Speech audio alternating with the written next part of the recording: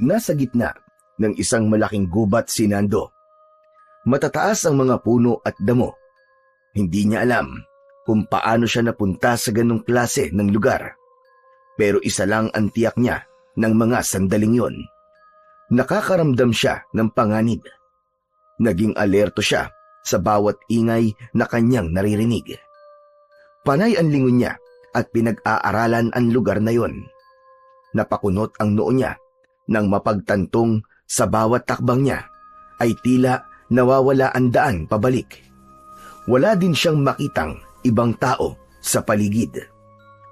Nagpatuloy siya sa paglalakad pero maya-maya lang ay bigla siyang natigilan nang makarinig ng kaluskos sa kung saan.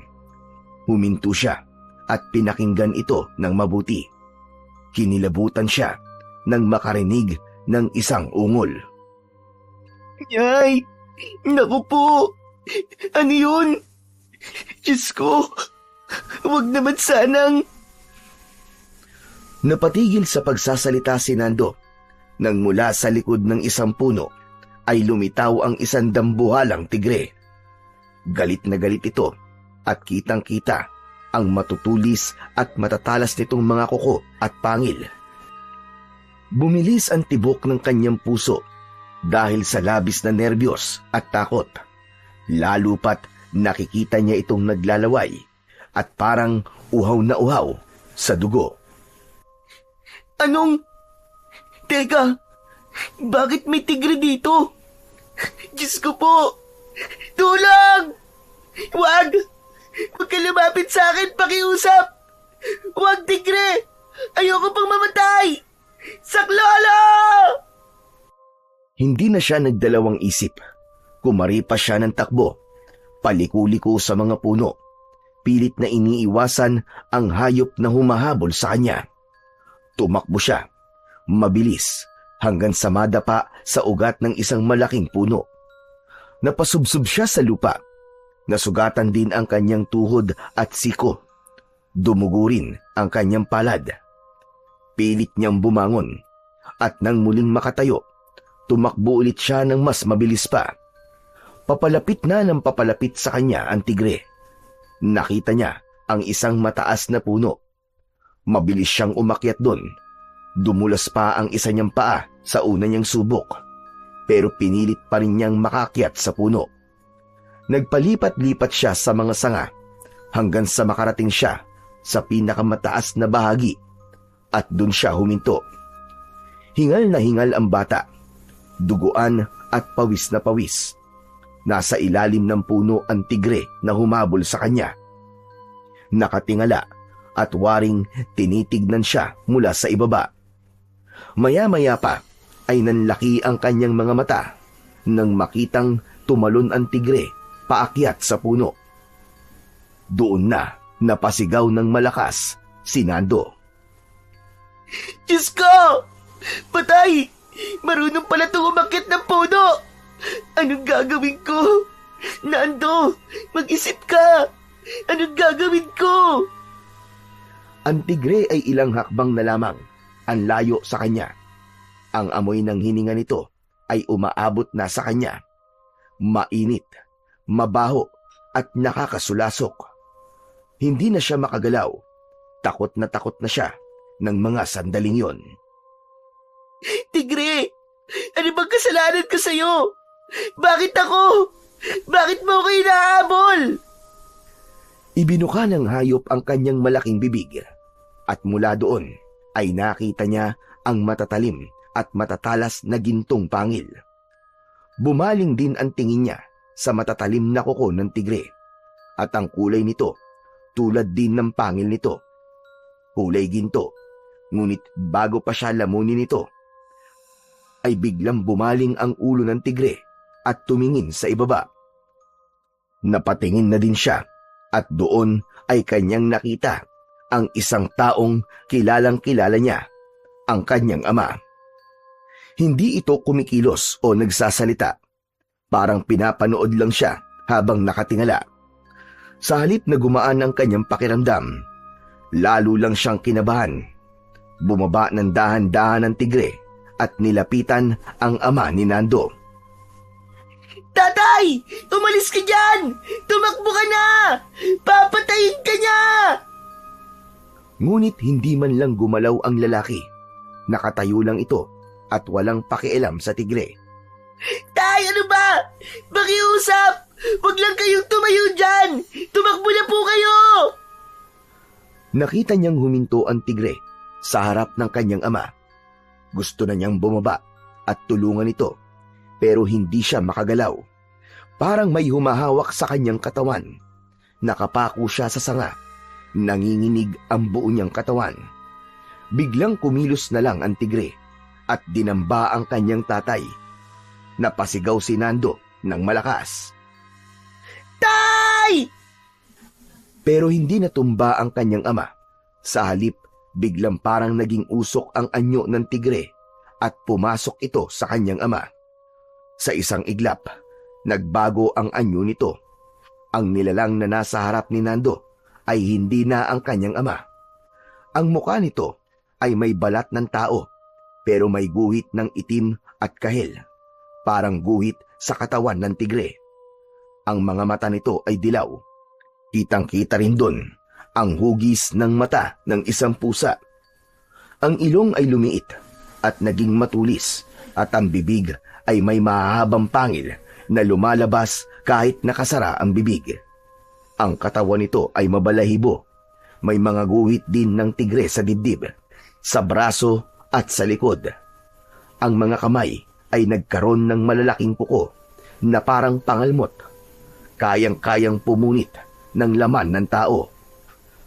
Kahit nakikita pa rin niya ang mukha ng kanyang ama, ang tingin niya dito, isa ng mabangis na halimaw ang kanyang ama. Mula sa puno, nagulat si Lando na ang nilalang na ito ay tumingin sa kanya at tumalon pataas. Ah! At sa gitna ng kanyang malakas na paghiyaw, naramdaman niya ang malakas na yugyug sa kanyang balikat. May narinig siyang tinig. Nando! Nando! Diyos kay bata ito!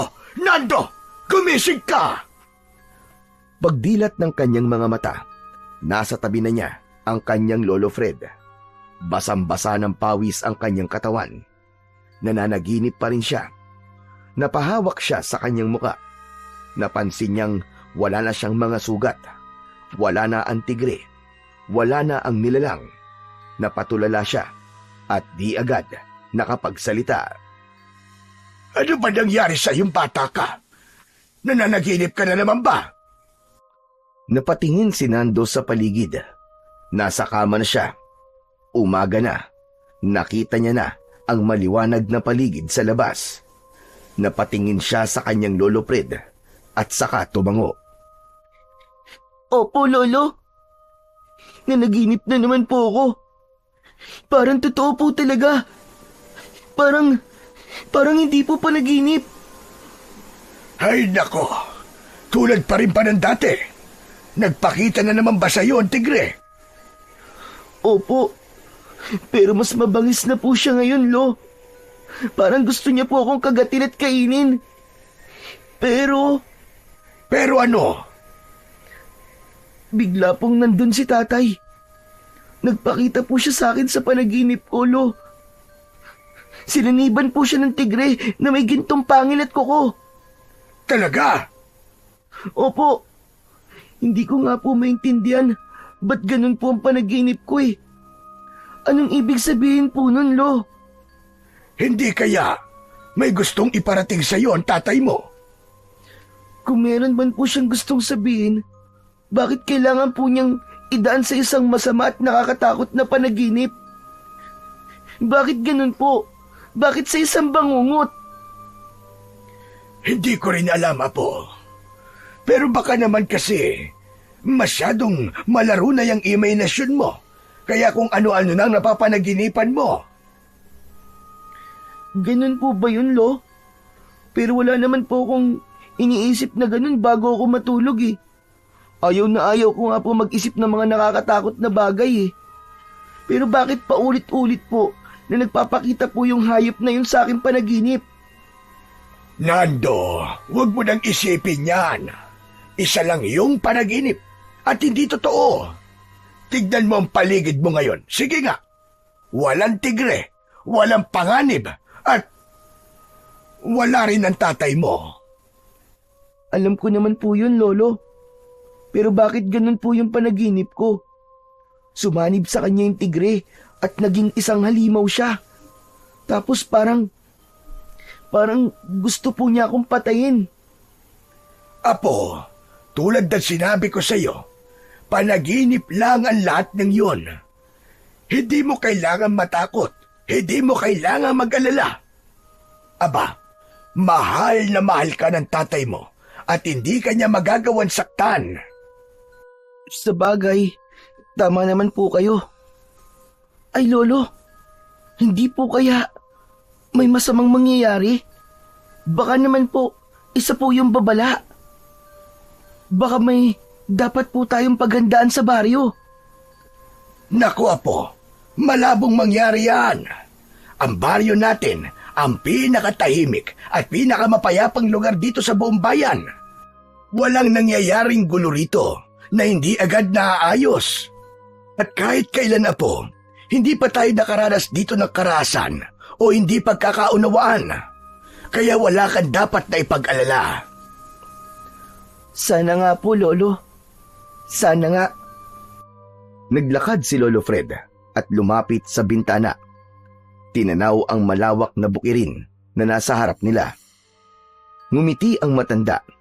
Tahimik ang paligid at simple. Makikita na karamihan sa mga bahay ay gawa sa kahoy at nipa.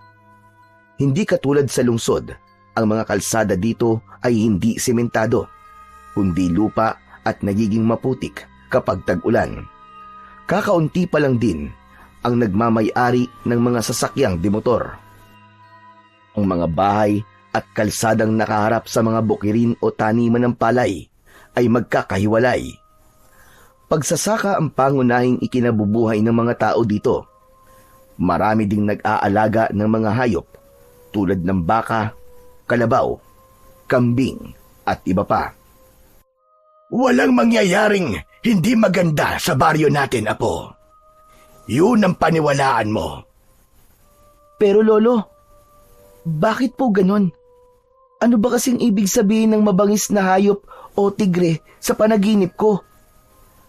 Hay nako, ang kulit-kulit naman talaga ng apo ko. O siya, sige na. Sasabihin ko na. Ang tigre sa panaginip ay kadalasang itinuturing bilang simbolo ng isang banta na may paparating na panganib. Sabi ko ni. O, huwag kang mapapraning. Kasi may iba pang kahulugan yon.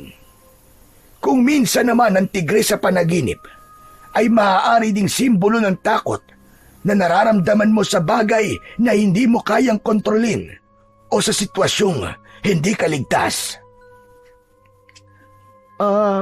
Wala naman po akong kinakatakutan sa ngayon, Lo eh.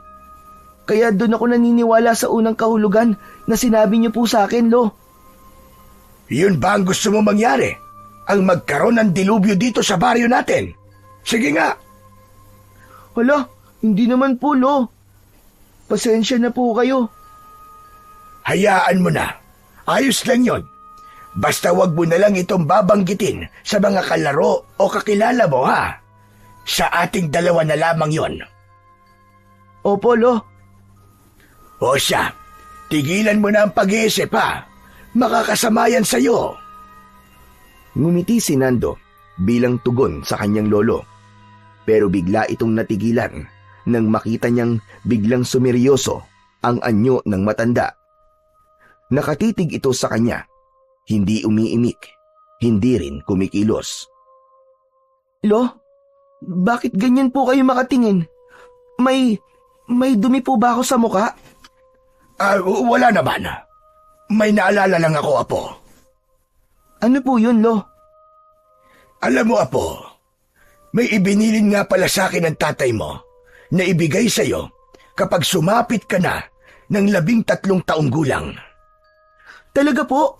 May regalo po sa akin si tatay? Ano po yun, Lo? Isa itong pamana, apo. Pamana po? Ano naman pong klaseng pamana?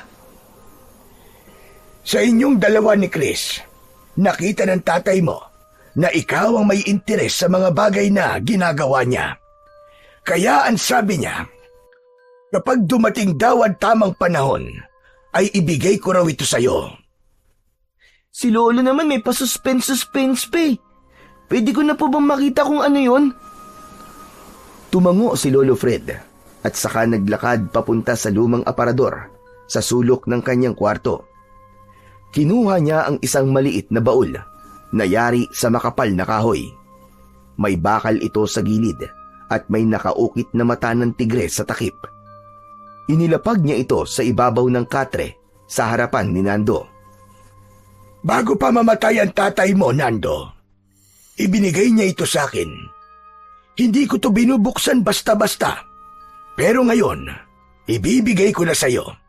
Para naman maramdaman mo ang presensya ng tatay mo at hindi mo na siya masyadong mamiss.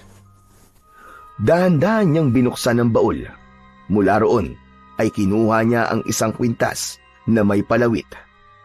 Nanlaki ang mga mata ni Nando. Hindi yun karaniwang alahas. Ang palawit ay binubuo ng dalawang bahagi. Isang pangil at matulis na kuko na kulay ginto.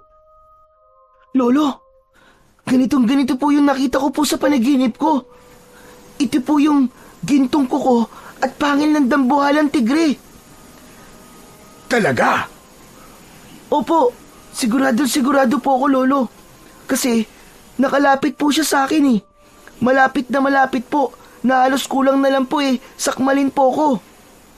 Kung ganon, hindi isang ordinaryong tigre ang nagpapakita sa iyo sa iyong panaginip. Ano po? Hindi ordinaryong tigre? Eh ano po yun? Hindi ko alam, Apo, kung tama ang pagkakaalam ko. Pero ayon sa kwento ng kaibigan ng tatay mo, galing ang mutya sa isa sa mga alaga ng Diyosang si Durga, isang dambuhalang tigre na tagapaghatid ng parusa sa mga makasalanan. Pero ang tigre ay hindi nananakit ng taong may busilak na puso. Saan naman po galing ang kwentong yan, Lolo? Galing ang kwento kay Ravi. Siya ang unang may-ari ng mutya. Isa siyang shaman o spirit warrior sa India. Isang klase ng mandirigma na hindi gumagamit ng sandata o mga armas sa pakikipaglaban. Ang ginagamit niya lang ay galing sa mutya at sa koneksyon niya sa kalikasan. Mukhang maganda po ang kwentong yan, Lolo ah. Pwede niyo po bang ikwento sa akin ang tungkol sa tigre na yan? Tama nga ang tatay mo. Parehas na parehas nga talaga kayo ng mga hilig. Sige, sisimulan ko na. Makinig kang mabuti. Humugot muna ng isang malakas na buntong hininga ang matanda at saka nagpalipat-lipat ang tingin nito sa kanyang apo at sa kwintas na nasa loob pa ng baul. Ang tigre na yon ay isang uri ng espiritong nagbabantay sa isang sagradong gubat sa Himalayas. Sinasabing bunga siya ng isang sinaunang ritual ng mga yogo. Isa lang siya sa buong mundo. Pero isang laban ang naganap. Ang tigre ay nilabanan ng isang masamang espiritu. Isang diablo na nagtangkang sakupin ang kagubatan na yon. Natalo ang tigre at sinasabing naiwan ang lakas dito sa gintong pangil at kuko. At yan ang nasa kwintas na ito. Pero Lo, bakit po napunta to kay tatay? Nagkakilala ang tatay mo at si Rabi sa isang retreat camp para sa mga spiritual protector. Malalim man naging samahan nila, pero isang malungkot na araw, si Rabi ay pumanaw ng dahil sa sakit. Dito mismo sa bahay natin, bago siya namatay, iniabot niya ang mutya sa tatay mo at may mahigpit na bilin. Huwag itong gagamitin hanggat hindi pa talaga kailangan. Alam ng tatay mo na may kapangyarihan ng mutya. Kaya buong ingat niya itong itinago. Itinaas ni Lolo Fred ang kwintas at ibinaba ito sa palad ni Nando. Tinitigan naman ni Nando ang mutya. Isinuot niya ito at nang dumikit sa kanyang dibdib, may naramdaman siyang init. Nakaramdam siya ng kilabot. Napapikit ang binatilyo. Sa sandaling yon ay tila nagpakita sa kanyang isip ang imahe ng isang dambuhalang tigre. Nakatingin lang ito sa kanya. Nagmulat siya ng kanyang mga mata. Nakita niyang nakatitig sa kanya si Lolo Fred. Hindi ko alam kung para saan ang mutya na yan, iyo. Maging ang ama mo ay hindi rin alam kung para saan yan. Pero, at sabi lang naman sa kanya ni Rabi, gamitin lang daw ito sa kabutihan at kung talagang kinakailangan. Gamitin ang mutya ayon sa simbolong hatid ng alagang tigre ng Diyosa, tagapagparusa sa mga masasama, protektor at tagapagbantay. Huwag po kayo mag-alala, Lolo. Tatandaan ko po ang lahat ng mga bagay na sinabi niyo sa akin. Lahat po ng mga itinuro mo sa akin at ng tatay. Gagamitin ko lang po ito sa kabutihan. Pangako po yan, Lo. Magiging katulad po ako ng tatay ko. Tumango si Lolo Fred. May luha sa gilid ng kanyang mga mata. Naalala niya bigla ang kanyang anak, si Mang Luis, ang ama ni Nando. Si Mang Luis ay hindi basta-bastang tao sa kanilang baryo. Isa siyang tanyag na antingero. Kilala sa buong lugar, hindi lang dahil sa kanyang mga agimat at kaalaman sa panggagamot, kundi dahil sa kanyang matapang na pakikipaglaban sa mga nilalang ng dilim, lalo na sa mga aswang. Mula pagkabata, palaban na si Mang Luis, ngunit hindi siya nagkamali ng landas. Sa halip, pinili niyang maglingkod sa kanyang kapwa. Tinuruan siya ng kanyang ama na si Lolo Fred kung paano gumawa at gumamit ng agimat at ipinamana sa kanya ang sinaunang karunungan ng kanilang angkan. Matapang talaga si Mang Luis, ngunit hindi siya marahas. Sa bawat laban, inuuna niya ang pag-iwas sa pagdanak ng dugo. Ngunit kung talagang kinakailangan, hindi siya nagdadalawang isip na ipagtanggol ang mga inosenteng mamamayan. Ngunit sa kabila ng kanyang lakas, hindi siya ligtas sa kamatayan. Sa huling taon ng kanyang buhay, unti-unti siyang pinahina ng isang matinding karamdaman. Walang agimat o mutya ang nakaligtas sa kanya sa sakit na yon. At sa huli, nang maramdaman niyang malapit na ang kanyang katapusan, doon niya ibinigay ang mutya na galing sa kanyang matalik na kaibigan.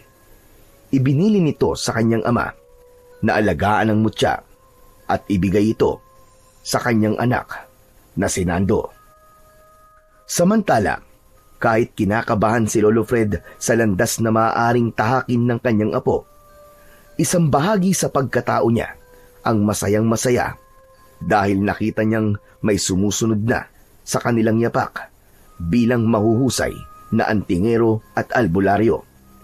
Bagay na hindi niya nakita sa isa pang apo na si Chris, na walang interes sa mga mutya, sa kapangyarihan at sa mga espiritual na bagay. Ang gusto lang nito ay mag-aral, magtrabaho at magkaroon ng magandang buhay. Isang apo na medyo mailap at mas piniling mabuhay sa lungsod. Habang nag-uusap ang maglolo, may humintong tunog ng sasakyan sa tapat ng kanilang bahay. Tumayo si Lolo Fred at tinanaw sa bintana kung sino ang taong dumating. Nakita niya ang isang kotse, kulay pilak, ngunit bahagyang may kupas na. May kaunting kalawang sa gilid at bakas sa forma nito na medyo matagal na rin itong nagagamit. Ngunit hindi man bago, kita naman sa pintura nito na inaalagaan pa rin. Bumukas ang pinto ng sasakyan at agad na bumaba ang isang matangkad at maayos na binatang nakasuot pa ng isang corporate attire. Yun ay walang iba kundi si Chris. Naka-long sleeve polo ito, naka-slacks at may bitbit na mga bag sa kaliwat kanang kamay. Oh, Lolo Fred, Nando! Ano pang hinihintay nyo? Salubungin nyo ako! May dumating na prinsipe mula sa syudad. Dalian nyo! Agad na napasimangot ang matanda nang marinig ang sinabi ng binatang bagong dating. Dumating na ang kuya mo, Nando. Salubungin mo raw. Talaga po? Dumating po si Kuya Chris? Mabilis na lumabas ng kanyang silid si Nando at agad na pinuntahan ang kanyang kapatid. Agad niya itong niyakap. O siya, tama na yan. Baka masira yung forma ko eh. De, joke lang. O tara muna sa loob. Ibibigay ko sa iyo mga pasalubong mo. Madami akong pinamili. Agad na bumitaw si Nando at sabay na silang pumasok ng kanyang kuya sa kanilang bahay. Ang kilos ni Chris, puno ng kumpiyansa at may makikitang halong yabang. Ibinaba niya ang mga dalahin sa upuan at isang beses na inunat ang kanyang likod. Lumabas ng silid ang matanda. Lo, kumusta na po kayo? Tinignan niya ang kanyang lolo mula ulo hanggang paa at pasimpleng na pangisi. Hindi naman yun nakawala sa paningin ni Lolo Fred. Para saan yon, Chris? Pinagtatawanan mo ba ako? Oo. Relax lang, Lo. Huwag po kayong magalit.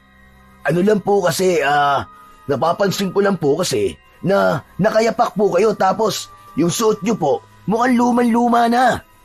Saktong-sakto po yung mga pinamili ko para sa inyo. Mga damit, sapatos, at kung ano-ano pa. Alam ko po na magugustuhan nyo yun. Ay nako, hindi ka na sana nag-abala pa. Oh, bakit naman po hindi, Lo? Paminsan-minsan na nga lang ako makauwi dito tapos hindi pa ako mag-aabala. Siyempre, gusto ko namang maski paminsan-minsan matikman nyo kahit papano ang kaunting ginhawa. Yung makasuot man lang ng magagarang sapatos at damit. Makakain ng masarap at saka... At sino naman na nagsabing hindi kami nakakakain ng masarap, Aber? Kahit nandito kami sa bukid, kaya namin magluto ng masasarap na pagkain, Chris. Huwag mo kaming maliitin. Lolo naman hindi naman ganun ang ibig kong sabihin Huwag niyo naman pong masamain. Ang sa akin lang naman po, gusto ko pong i-share sa inyo kung anong meron ako. At gusto kong ipakita sa inyo na nagtagumpay po ako. Tignan nyo, may apo ka nang nakapag-aral. Mabuti na lang talaga at pinilit ko talagang mag-aral, Lo. Kung hindi ako nagsikap, malamang andito pa rin ako sa baryo na to, naghahalo o gumagawa ng halamang gamot. Napakamot sa ulo si Nando. Hindi siya sanay sa ganong tono ng kanyang kuya. Pero si Lolo Fred, hindi na maipinta ang muka. Sandali nga. Umuwi ka lang ba rito para ipamukha sa akin na tama ka at ako ang mali, ganun ba? Nang-aasar ka ba, Chris? Aba, hindi po, Lo. Ito naman si Lolo, nagbibiro lang naman ako Isang biro na hindi nakakatuwa. Si Lolo naman hindi na nasanay sa akin O siya, tara na po. Dito na kayo at ipapakita ko na sa inyo mga pinamili ko. Lumapit si Nando at sinimulang buklatin ang laman ng mga bag. Pero si Lolo Fred nakatayo lang habang pinapanood si Nando. Umuwi nga pala ako, Lo, para sa isang magandang balita para dito kay Nando. Ano pong balita yon, Kuya? Nando, pwede mo nang ituloy ang pag-aaral mo. Na-promote kasi ako sa trabaho Mas malaki na ngayon ang sweldo. Sapat na para makapag-aral ka ng maayos. Ako na ang bahala sa tuition, sa allowance at saka sa iba pa. Panahon na para umasenso ka rin na tulad ko. Napatingin si Nando kay Lolo Fred. Tahimik lang ang matanda, pero alam niyang hindi nagustuhan ng lolo niya ang sinabi ng kanyang kuya. Hindi pa man nakakasagot ang binatilyo, ay napansin ni Chris ang mutya o kwintas na nakasabit sa leeg ni Nando. Napailing ang binata at napangisi. May halong panunuya. Ay nako, Nando. Huwag mong sabihin na naiimpluwensyahan ka na din itong si Lolo. Naniniwala ka na din sa mga anting-anting na yan. At ano, gusto mong tahakin ang pagiging antingero tulad ng tatay natin? Ano kasi kuya eh? Nako, sinasabi ko na nga ba eh. Alam mo, mali yan. Huwag kang gumaya sa kanila. Hindi ka yayaman sa pagiging isang antingero o albularyo lang. Eh kuya, Nando, ang pera, nasa edukasyon, nasa lungsod. Ang kaalaman ay hindi galing sa ugat ng halaman, kundi sa libro at diploma. kuya, masaya ako na natupad niyo po ang pangarap niyo. Pero kasi hindi tayo parehas ng pangarap eh. Ito ang gusto ko eh, yung maging katulad nila tatay at lolo. Katulad na ano, maging isang antingero na di nagamot ang sarili. Biglang nagdilim ang mukha ni Lolo Fred. Lumapit siya sa apong si Chris at itinutok sa kanya ang hawak nitong baston. Tumigil ka dyan, Chris! Masyado nang matabil ang dila mo. Pati ama mo, na matagal nang nananahimik, ay dinadamay mo pa. Lolo, wala naman akong intensyon na saktan kayo o kontrahin ang paniniwala nyo eh. Pero itong kapatid ko, ayoko siyang maimpluwensyahan nyo. Ang gusto ko sa kanya, maging katulad ko siya at maranasan din naman niya ang buhay na maginhawa. Hambog ka! At sino nagsabi na impluwensyahan ko ang pag-iisip ng kapatid mo? Aba, namumuro ka na ha? Mula nang dumating ka, wala ka pang nasasabing matino. Di naman po yata totoo yan, Lo. Ang sa akin lang po, tama na po sana. Huwag niyo na pong ipilit sa amin ng kapatid ko ang pagsasali ng mga paniniwala niyo. Hayaan niyo po kami mangarap. Hayaan niyo po si Nando na lumipad. Huwag niyo siyang hayaan na matulad kay tatay na napakaraming natulungan pero ang sarili niya, hindi niya nailigtas. Kuya, tama na. Hindi, Nando. Dapat marinig mo to. Ayoko masanay ang buhay mo sa kakapaniwala sa mga bagay na wala namang saysay. Makinig ka sa akin. Sumama ka sa akin sa Maynila. Ako na ang bahala sa lahat. Hindi kuya, hindi ko iiwan si Lolo dito. At wala rin akong balak na talikuran ng mga paniniwalang itinuro ni tatay at lolo sa akin. Maaaring hindi ko pa po alam ang lahat. Pero alam kong may halaga po ang ginagawa nila. Ano ka ba, Nando? Huwag mong sayangin o iisiping tanggihan ang inaalok ko sa'yo. Pero kuya, tama na. Kung wala kang respeto sa paniniwala namin, umalis ka na muna sa harapan ko. Umuwi ka na lang ulit sa Maynila. Biglang tumahimik ang dalawa. Napasinghap si Nando. Ngayon lang niya nakitang tila umuusok na sa galit ang kanyang lolo. Ang tatay mo, hindi nabuhay para lang manggamot. Nabuhay siya para maglingkod. At oo, namatay siya. Pero hindi ibig sabihin nun ay wala nang halaga ang kanyang ginawa. Kung ang basihan ng tama ay pera lang at diploma, sana matagal na kaming iniwan ng mga taong humihingi ng tulong sa amin. Pero hindi. Patuloy silang lumalapit sa amin. Tumahimik si Chris. Hindi makatingin ng diretso sa kanyang Lolo Fred. kuya, hindi ko pinangarap ang Maynila eh. Hindi ko rin pinangarap ang yumaman.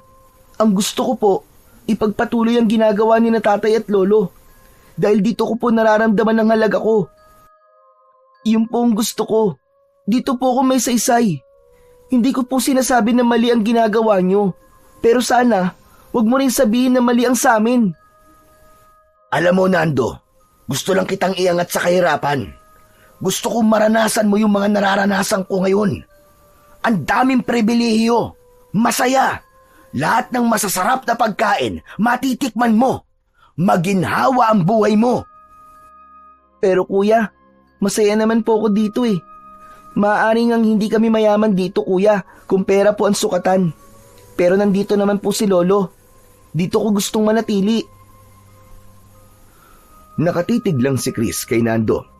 Kita sa kanyang mga mata ang pagkalito, ang bagyang pagkapahiya, at marahil pagsisisi. Hindi na siya nagsalita. Tahimik niyang iniabot ang isa pang plastic bag kay Nando. O yan, Yan ang pasalubong mo. Tahimik nang tinanggap ni Nando yon. Tumango ito at ngumiti bilang pasasalamat. Iniabot din niya sa kanyang lolo ang kanyang pasalubong dito. Nung una ay ayaw nitong tanggapin ng matanda, pero nang yakapin niya ang kanyang lolo, yumakap na rin ito pabalik. O siya, sige na, sige na. Tama na itong drama na ito. Tara na sa kusina at mag-agahan na. Matapos ang masarap na agahan at bahagyang paglimot sa tensyon kanina, tumayo si Nando para asikasuhin ang kanyang alagang baka. Pero pagdating niya sa kulungan, wala ito ron. Agad niyang nilibot ang kanyang bakuran pero wala talaga ito. Muntik nang maiyak si Nando sa kaba. Agad siyang bumalik sa bahay at sinabi ito sa kanyang lolo. Lolo! Lolo! Wala po sa kulungan yung baka natin. Sandali, kumalma ka lang. Baka naman tulad ng dati, nakawala lang. Huwag ka nang mag-alala. Hahanapin natin ang baka. Agad silang naghanda. Nagsuot ng sombrero si Lolo Fred, habang si Nando naman ay kinuha ang kanyang maliit na pamalo. Nagulat sila nang makitang nagbihis din si Chris at nagsabing sasama. Habang naglalakad sila, unti-unti nilang napansin ang kakaibang mga pangyayari. May nakita silang patay na kambing sa bakuran ng kapitbahay. Nakahandusay ito sa damuhan. May dugo sa leeg at wakwak ang tiyan. Kinain ang lamang loob. Sa susunod na bahay, 5 patay na manok naman ang nakita. Nagkalat din ang mga lamang loob at tila wala ng dugo. Hindi napigilan ni Chris ang masuka sa kanyang nakita. Nagpatuloy sila sa paglalakad. Halos lahat ay may parehong kwento. May pinatay, nilapa at kinaing mga hayop. Wala namang makapagsabi kung ano ang dahilan ng mga ito. Napansin ni Nando ang takot sa mga mata ng mga matatanda sa baryo. Nagbubulungan ang mga ito. Pagkatapos ng halos 30 minuto ng paghahanap, may isa silang kababaryo na may nakitang katawan ng patay ng isang baka sa may ilog. Nagkatinginan ang tatlo. Agad silang nagmadali sa pagpunta sa may ilog. Pagdating sa lugar, bumungad sa kanila ang isang tanawin na nagpahinto sa kanilang mga hakbang. Nakita nila ang alaga ni Nando, nakabulagta sa gilid ng ilog. Wakwak ang tiyan, wala nang laman loob, wala na rin itong ulo. May bahid ng dugo sa lupa at tubig. Ang katawan ay puno ng kagat at parang may malalalim na kalmot sa katawan. Lo! Siya nga ito! Ang alaga natin baka! Nando, Nando! Tama na yan. Huwag ka nang umiyak, apo. Wala na tayong magagawa sa kanya. Pero Lo, bakit po ganito? Sino po may gawa nito, Lo? Hindi ko rin alam.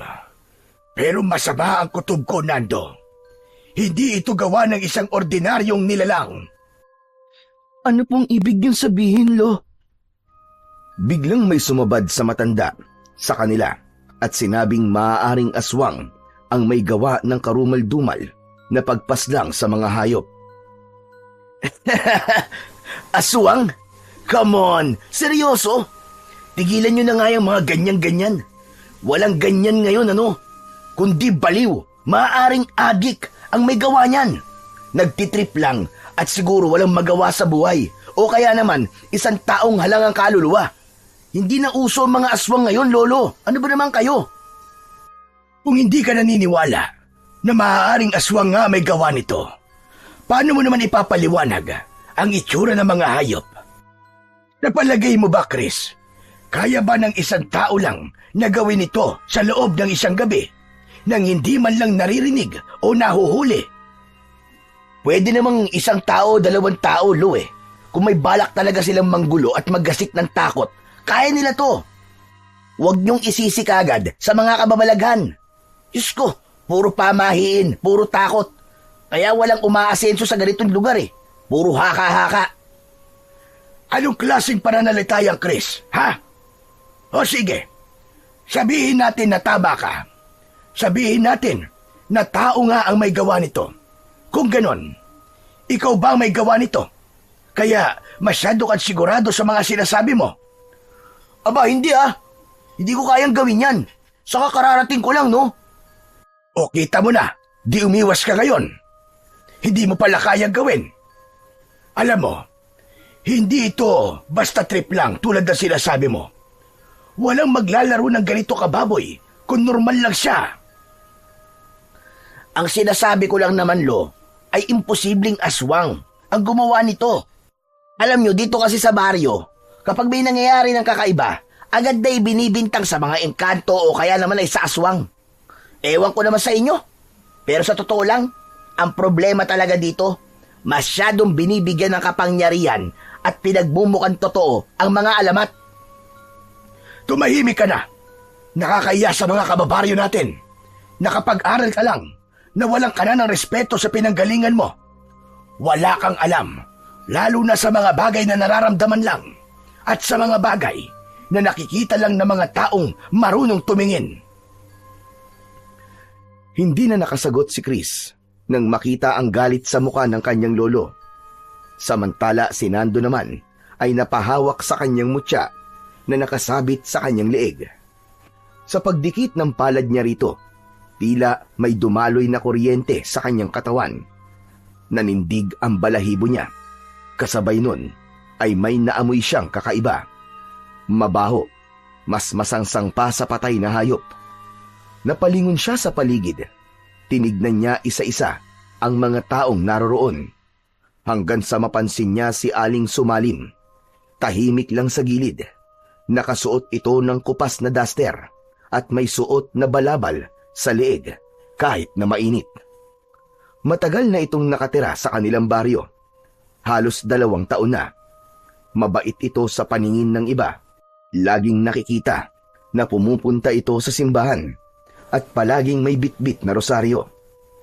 May naramdaman si Nando na hindi niya maipaliwanag.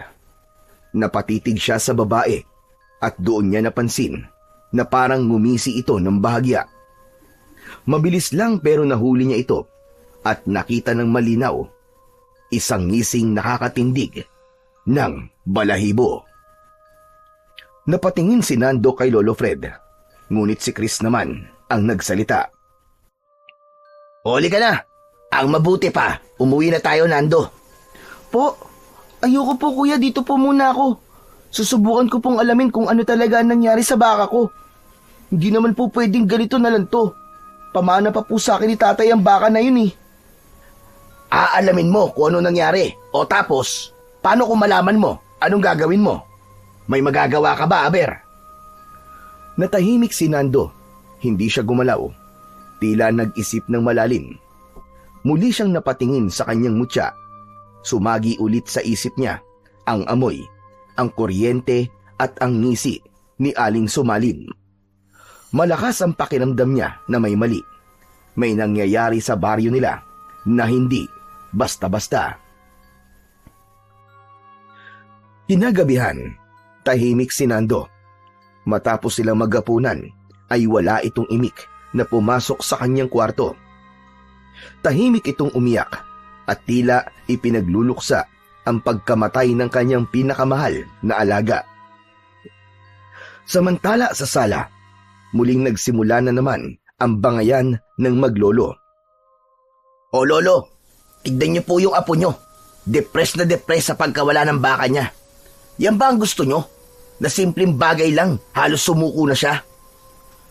Huwag mo kong umpisahan, Chris.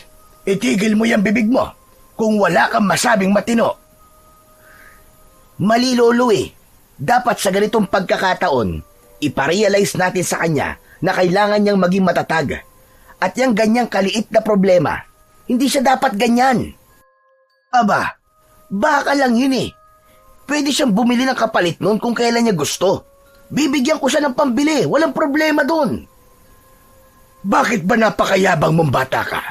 Kanino ka ba nagmana? At saka yun sinasabi mong baka lang. Hindi yun basta baka lang. Alaga yun ng kapatid mo na ibinigay sa kanya ng namayapa mong ama. Ay nako, yan na naman kayo sa sentimental value na yan eh. Kaya hindi umuunlad yung bata eh. Ikinukulong nyo sa mga paniniwalang ganyan. Ikinukulong? Ganun na ba kasama ang tingin mo sa kalagayan ng kapatid mo ngayon? Kawawa, walang alam. Alam mo, Chris, hindi lahat ng tao katulad mo. Hindi lahat ng tao para sa syudad. Kung papasamahin ko siya sa'yo, baka mas lalo lang siyang maligaw. Lalo na kung ikaw ang kasama. Dito siya kampante. Kontento siya sa kung anong meron kami. Kontento? Paano niya nasabing kontento? Hindi pa naman niya nararanasan ang buhay na tinatamasa ako ngayon. Mabuti pa, kausapin niyo na siya. Nasubukan niya. Sa ayaw nga ng bata eh. Ba't ba ang kulit-kulit mo? Ayaw niya kasi nga dahil sa inyo. Magpaubaya ka naman, Lolo. Hayaan mo siyang mamili para sa sarili niya. Hindi ako ang makasarili dito, Chris. Kundi ikaw. Hindi ba't sinabi na sa'yo ng kapatid mo kung ano ang kanyang gusto? Bakit mo ba siya pinipilit? Kung gusto mo ang buhay mo at doon ka masaya, di doon ka. Wala namang pumipigil sa'yo. Ba't ba kasi bumalik-balik ka pa dito? Muli, si Chris na naman ang natahimik sa diskusyon. Napabuntong hininga na lang siya at napaupo. Ilang beses na umiling dahil hindi na naman napagbigyan ang kanyang gusto. Mali ba talaga ang pangarapin ko ding maging maayos ang kinabukasan ng kapatid ko? Mali ba talaga ako? Hay, Diyos kong buhay ito. Sa silid, nakatakip ng unan ang tenga ni Nando. Ayaw niyang marinig ang pagtatalo ng kanyang kuya at lolo. Ngunit pilit man niyang takpan ang kanyang tenga. Malinaw pa rin niya itong naririnig. Napapikit siya. Bumigat ang kanyang mga mata. Hindi niya namalayan na nakatulog na siya habang umiiyak. Ilang oras ang lumipas. Bigla na lamang nagising si Nando. Mabigat ang kanyang pantog. Kailangan niyang umihi. Dahan-dahan siyang bumangon. Dumaan siya sa kusina at lumabas ng bahay. Sa likod ng bahay, naroon ang banyo nila. Isang simpleng paliguan at kubeta na yari sa kahoy na pinapalibutan ng sako bilang pantakip. Tanging maliit na lampara ang hawak niya bilang pangilaw. Habang umiihi siya, may narinig siyang isang tunog. Napalingon siya kagad. Wala naman siyang nakitang tao sa paligid. Muli niyang narinig, may sumitsit. Hindi lang isa, marami sila. Agad na nanindig ang balahibo ng bata. Muli niyang naramdaman ang pag-init ng kanyang mutya. Kasabay nito ay ang pag-ilaw nito. Isang mahinang ilaw noong una, pero unti-unting lumalakas. Parang nagbibigay sa kanya ng isang babala. Tapos ay may narinig siyang bumubulong-bulong. Parang nagsasabing kailangan niyang mag-ingat. Muli siyang dumukwang at tumingin sa ilalim ng sako sa labas. Wala namang tao, pero ramdam niyang hindi siya nag-iisa ng mga oras na yon. Inilabas niya ang mutya sa loob ng kanyang t-shirt. Hawak niya ito habang lumalabas ng banyo. Paglabas niya, isang nilalang ang biglang lumitaw sa kanyang harapan. Ang katawan nito ay payat pero mahaba. Baluktot ang likod. May mahahaba din itong kamay at kuko. May malalapad din itong mga pakpak. Ang balat nito ay kulay abo. Ang mukha naman nito ay merong mahabang nguso. Parang tuka, pero may mga ngipin na pantay-pantay at matutulis. Ang mga mata nito ay madilim at walang puti. Hindi makagalaw si Nando. Hawak pa rin niya ang kanyang mutya. Habang tinititigan siya ng lumbanok, dahan-dahan itong yumuko. Tila inaamoy siya. Anong klaseng nilalang ka? Wag! Wag kang lalapit sa akin! Ngunit hindi nagpapigil ang nilalang. Inilapit pa nito ang kanyang muka at maya-maya lang ay naging mabilis ang pagkilos nito. Ikinampay nito ang kanyang mga pakpak at biglang sumigaw. parang tunog ng isang ibon na tinatawag na salagunting. Ang tunog nito ay parang huni na may humahagulgol o umiiyak. Para sa mga taong makakarinig nito, ang ibig sabihin ay tunog ng kamatayan. Nanlaki ang mga mata ni Nando nang makitang nagsilabasan sa bawat sulok ng kanilang bakuran ang mga katulad nitong nilalang. Lolo! Lolo, tulungan niyo ako! May mga aswang dito! Saklolo! Napaupo siya sa labis na takot at paulit-ulit na sumisigaw, pero walang sumasagot. Tahimik ang kanilang bahay. Lolo! Kuya Chris! Tulungan niyo ako! May mga halimaw! Pinaikutan siya ng mga halimaw na yon. May isang nilalang na dumapo sa kanilang bubong. Meron din sa harap ng kanilang bahay at nilundagan ang kanilang mesa sa labas. Tumilapon ang bangkong kawayan. Nanlilisik ang mga mata ng mga halimaw, parang mga buwitring handang sumunggab anumang oras. Diyos ko! Tulungan niyo po ako! Parang awa niyo na po! Ayoko pa po mamatay! Marami pa po akong gagawin! Marami pa po akong pangarap! Si Lolo! Si Kuya Chris! Kailangan ko pa silang mga pagkasundo! Ayoko pa po mamatay! Saklolo! Biglang tila nagliyab ang kanyang mutya. Hindi niya alam kung bakit, pero parang may gustong lumabas dito.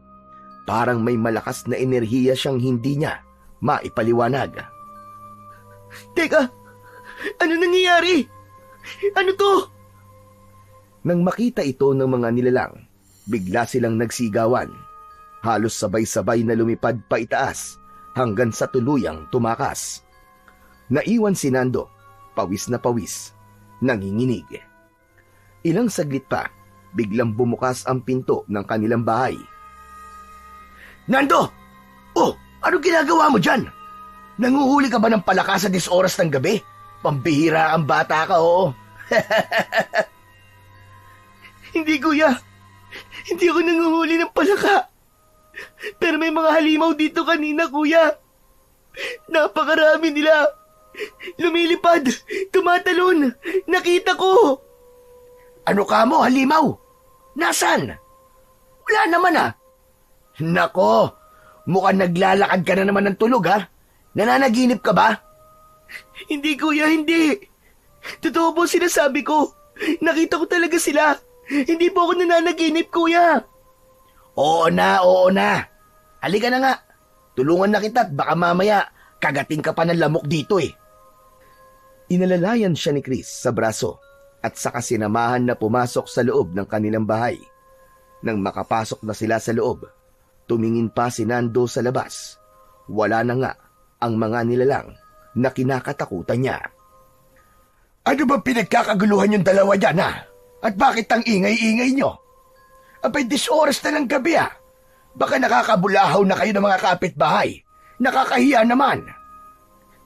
Lolo, ba't di ka po lumabas kanina? Yung mga sigaw ko po na humihingi ng tulong, narinig niyo po ba? Ano ka mo? Sumisigaw ka ng tulong. Abay wala naman ako narinig. Saan ba kayo galing? Sa labas nga po, Lolo. Lolo, ito po kasing apo nyo. Nakaupo po doon sa lupa, malapit po doon sa kubeta. Akala ko nga po nanguhuli ng palaka eh. May sinasabi po siya sa akin, kaso hindi naman po kapani-paniwala eh. Bakit, Chris? Ano ba nangyari? Lolo, totoo po sila. Totoo nga po may mga aswang po dito sa baryo natin, Lolo. Nakita ko po sila. Muntik na nila po akong kainin. Ano ka mo? Nakita mo sila? Abay anong itsura nila, apo? Anong klaseng aswang? Para po silang malalaking ibon. Tapos ang tunog po nila parang umiiyak. Mahabang iyak po. Parang huni na multo, Lolo. Nakakakilabot po talaga. Tapos po ang mga mata nila, puro itim po. May malalaki din po silang pakpak at saka... Mga lumbanok.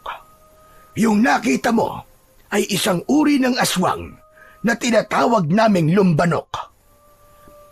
Parang isang pinaghalong tao at ibon na may nakakatakot na tunog. Kung ganon, sila pala ang pumipeste dito sa lugar natin. Ngunit paanong nangyari yon? Bakit nagkaroon ng mga ganyang nilalang ulit dito? Baka po, naligaw lang sila dito at piniling dito po magasik ng lagim. Hindi, iho. Hindi ganon ang katangian ng mga aswang na yon. Ang mga lumbanok, hindi sila basta-basta lang napapadpad o naliligaw sa isang lugar. Sila ay mga nilalang na sadyang nilikha. May lumilikha sa kanila. May bumubuhay. May nagpapakain. May nagpapalakas. Talaga po? May gumagawa sa kanila? Ganun na nga. Ang mga lumbanok ay hindi tulad ng ibang aswang na isinumpa o isinilang ng mga aswang. Sila ay mga nilalang na nilikha sa pamamagitan ng ritual at itim na kapangyarihan. Ano po yun, Lo? Ngayon lang po ako nakarinig ng ganun Ibig sabihin, Nando, gumagamit ng itim na salamangka ang reyna ng mga aswang para makagawa ng isang halimaw na katulad nun. Minsan may mga sangkap silang kinukuha at inaalay tulad ng katawan ng tao o hayop. Ngayong alam ko na kung bakit maraming mga hayop ang pinapatay. Yun ang ginagamit nila para mas makalikha pa ng mas maraming mga lumbanok. Oo nga po, no. Siguro nga. Ang sama nila. Napakasama ng reyna nila. Ang daming napeperwisyo sa ginagawa niya. Aba, Kapo. Alam mo bang, minsan ay nakalaban na din ng iyong ama ang isa sa pinakamalalakas sa kanila noon. Ano po? Si tatay? Talaga po, Lo? Oo, pero matagal na yon. Wala ka pa. May panahon noon na maraming nawawalang mga tao dito sa baryo.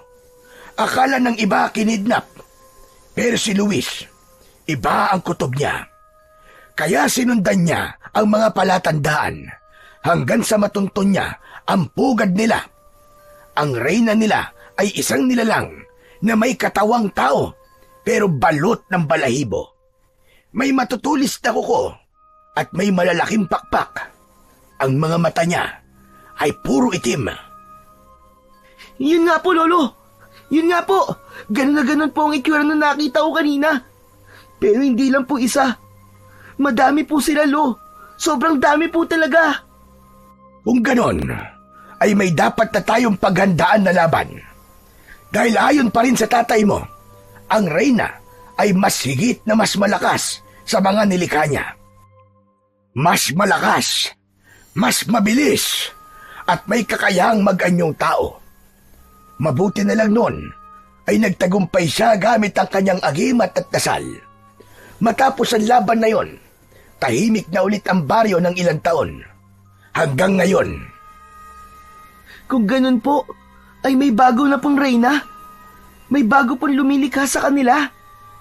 Tama ka. Yun din ang iniisip ko. May gumagamit na naman ng itim na mahika. Ang kinakatakot ko lang, baka isa dito sa baryo ang kanilang reyna. Una hayop lang, pero kalaunan, siguradong tao na ang kanilang bibiktimahin. Tahimik na napatingin si Nando sa paligid. Nakadama siya ng malamig na hangin na tila dumaan sa batok niya. Napatingin siya sa mutya sa kanyang leeg. Bahagya yung kumikislap. Kung ganun po, ay kailangan nating alamin kung sino ang pinagbumulan ng mga aswang na yon. Tama ka. Para mapatay natin ang mga sanga, kailangan natin putulin ang pinakapuno at ugat. Ayos! Ang ganda lang kwento Nakakabilib! Ano, kuya? Kwento? Hindi, kuya. Nakita ko talaga sila. Di yun basta gawa-gawa lang na kwento. Inaantok ka lang, kaya kung ano-ano nakikita mo. O kaya naman, baka tao lang ang dumaan. Ano ka ba, kuya? Sinabi na nga hindi tao yun May tao bang nakakalipad? Meron, sa panaginip. Ang kulit mo naman, kuya eh. Basta, aalamin ko kung sino yung reyna nila. At paano mo naman magagawa yon, Aber? Gagamitin ko ang mutyang ipinamana ni tatay. Anak ng mutya na naman. Walang kwenta yan. Anong walang kwenta, kuya? Kung hindi dahil sa mutya na to, malamang sa malamang patay na ako ngayon. Takot sila sa mutyang to. Talaga, Nando? Abay, paano mo nasabi yon? Natakot sila sa mutya na yan. Kasi Pulo, nung makita po ng mga lumbanok to, hindi po sila makalapit sa akin. Parang may harang po. Nagliwanag po bigla yung mutya. Tapos, bigla po sila nagliparan. Kung ganon, ay gumagana nga ang mutya. Maswerte ka po, dahil ibig sabihin nun, ay tinanggap ka na ng mutya. Dahil kung hindi, maski isuot mo pa yan, kung hindi ka karapat-dapat ay wala rin. Hinding-hindi yan gagana. Hindi yan magpapalabas ng kanyang kapangyarihan. Tunay ngang anak ka ng isang antingero. Namana mo ang lakas at kakayahan ng iyong ama. Bukas na po, magsasanay tayo para makita natin ang lahat ng kakayahan ng mutya na yan. Tapos ano? Magiging tagapagligtas ng baryo si Nando, ganun ba, Lo? Ano namang masama ron, Chris? Ang masama, Lo, ganitong buhay po ang gusto nyo para kay Nando. Maging tagapagligtas ng baryo. Maging isang bayani, taga-supil ng aswang. Sigurado ho ba kayo? Nakukonsintihin nyo ang kalokohan niya, Lo? Nando, mag-isip-isip ka naman. Wala akong ibang hangad para sa'yo, kundi ang magkaroon ka ng mas maayos na buhay. Huwag naman ganito. Kung totoo man yung mga aswang-aswang na yan, ayoko na makipaglaban ka sa kanila. Kasi ayoko na pati ikaw ay mawala sa akin. Tulad ni tatay. Mag-isip ka. Pero kuya, nakukuha mo naman ang punto ko, di ba? Hindi lang ako basta-basta nagyayabang dito, Nando. Ayoko ng ganitong buhay para sa'yo. Maawa ka naman sa sarili mo, Nando. Mas naaawa ako, kuya, sa mga tao dito sa baryo kung walang magtatanggol sa kanila. Ayokong may masasaktan. Lalo alam ko naman sa sarili ko na may kakayahan akong lumaban. Hindi ko kayang pumikit na lang at magwalang kibo. Kung totoo mang may panganib, haharapin ko. Gusto kong protektahan ng baryo at bantayan laban sa mga aswang. Gusto mong protektahan ng mga tao gamit lang ang mga batong yan na nasa leeg mo? Nando, hindi ka isang sundalo. Mas lalong hindi ka isang superhero. Isa ka lang simpleng binatilyo, Nando. Huwag kang gumaya kay tatay. Wala kang mapapala, kundi kamatayan lang. Huwag ka mag-alala, kuya. Hindi ako mamamatay. Nararamdaman ko, malakas ang mutya. At kung ako man ay susunod sa yapak ni tatay, itatama kung dapat na itama. Ayoko nang mas lumala pa ang sitwasyon natin dito bago pa ako kumilos. Ako si Nando. Anak ako ni tatay. Apo ako ni Lolo Fred. Ako ang tatapos sa sumpa ng mga lumbanok. Ewan ko sa'yo. Ang tigas-tigas talaga ng ulo mo. Hindi na sumagot si Nando. Alam niyang sarado ang utak ng kanyang kapatid sa ganitong klase ng pananaw. Kaya naman, hinayaan na lang niya ito. Diretso siyang pumasok sa kanyang silid at sinubukan muling matulog. Ilang sandali lang ay mahimbing nang nakatulog si Nando. Ngunit gaya ng dati, hindi basta pahinga ang hatid ng kanyang pagtulog.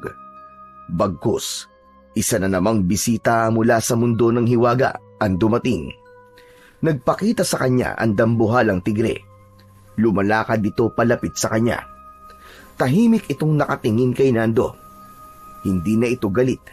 Hindi na umaangil. Maya-maya ay tila narinig niya ang tinig nito. Kinakausap siya maski hindi naman niya nakikitang bumubuka ang bibig. Sinabi nitong dadalhin niya si Nando sa pugad ng mga aswang. Biglang nagbago ang paligid. Sa isang iglap, naroon na si Nando sa harap ng isang malaking kuweba sa paanan ng bundok na napapaligiran ng makakapal na damo at mga puno ng balete. Ang hangin ay malamig pero amoy bulok, masangsang at nakakasulasok. Tahimik lang si Nando ng mga sandaling yun. Hindi siya gumagalaw, ngunit napansin niya ang mga nilalang na merong malalapad na pakpak na parabang merong binabantayan. Sa loob ng kuweba, may isang babaeng nakaitim. Nakatayo ito habang nakatalikod. Mahaba ang buhok, pero hindi gumagalaw. Yan. Yan ang pugad. Yan ang reyna ng mga lumbalok. Siya ang nagpaparami sa kanila. Siya ang dahilan kung bakit muling nagising ang sumpa. Ngunit hindi mo pa siya maaaring harapin sa ngayon. Hindi ngayon. Ang mutya mo ay nagsisimula pa lamang. Sino siya? Bakit hindi ko makita ang mukha niya? Kapag nakita mo ang kanyang mukha, doon mo malalaman ang kanyang pagkatao. Ngunit tandaan mo, ang mutyang tangan mo ay hindi laruan. Ikaw na ang may responsibilidad sa kapangyarihang taglay niyan. At ikaw lang ang makakalaban sa reyna. Teka, bakit ako? Kaya ko ba yun? Kaya mo, dahil ikaw ang huling binhi. Ang dugo mo ay pinagpalang ng lakas at ang puso mo ay dalisay. Malinis. Wala nang iba. Wala nang ibang may kakayahang humarap sa dilim, kundi ikaw lamang. Biglang umihip ang malakas na hangin. Yumanig din ang lupa. Tumitig muli ang tigre kay Nando. Mata sa mata. Kailangan mo nang maging handa. Darating na sila. Magkakaroon ng pambihirang eklipse. Magdidilim ang kalangitan. Kailangan mo siyang buksain bago mahuli ang lahat. Pagmulat ng mga mata ni Nando, pawis na pawis siya. Habol ang kanyang hininga. Tahimik siyang tumayo mula sa katre. Naisip niya ang kanyang panaginip at doon niya napagtanto na simula na nga, magsisimula na ang kanyang tungkulin bilang pinakabatang antingero sa kanilang baryo. Mabuti naman na po at gising ka na. Bakit po, Lolo? Ano po nangyari? May natagpuan ng mga kababaryo natin na isang bangkay ng tao doon sa gilid ng ilog. Ano po? Bangkay ng tao?